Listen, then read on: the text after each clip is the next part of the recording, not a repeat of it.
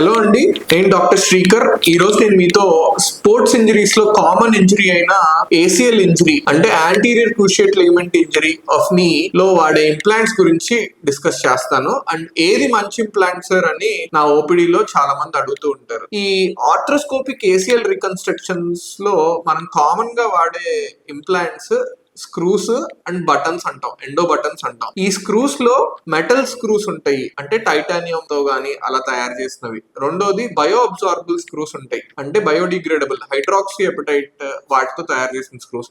ఇప్పుడు లేటెస్ట్ గా పీక్ అనే మెటీరియల్ తో తయారు చేసిన స్క్రూస్ వస్తున్నాయి. అండ్ ఇంకోటి ఎండో బటన్స్ అంటాం, అంటే ఒక చిన్న బటన్ లాగా వాడతాం. ఇవన్నీ మనకి అండర్ కెమెరా గైడెన్స్ చిన్న చిన్న గాడ్లతో పంపించి లిగమెంట్ ని ఫిక్స్ చేసే ఇంప్లాంట్స్. ఉన్న వాటిల్లో మన బయో అబ్జార్బుల్ స్క్రూస్ కానీ ఆర్ పీక్ స్క్రూస్ కానీ ఇప్పుడున్న ఇంప్లాంట్స్ లో బెస్ట్ ఇంప్లాంట్స్. ఎందుకంటే కొన్ని ఏమో బోన్ తో ఇంటిగ్రేట్ అయిపోతాయి. ఈ పీక్ స్క్రూస్ అనే ఏంటంటే అలా ఇంటిగ్రేట్ అయిపోయిన స్ట్రెంగ్త్ అనేది లూజ్ అవ్వకుండా అట్లానే అసోసియేట్ అయిపోయి ఉంటాయి. సో వీటి వల్ల graft failure rates, surgery failure rates అనేది తక్కువ ఉంటది. సో పీక్ స్క్రూస్ ఉన్న వాటిలో ద బెస్ట్ స్క్రూస్ మీరు సెలెక్ట్ చేసుకోవాల్సిన ఇంప్లాంట్స్. Thank you.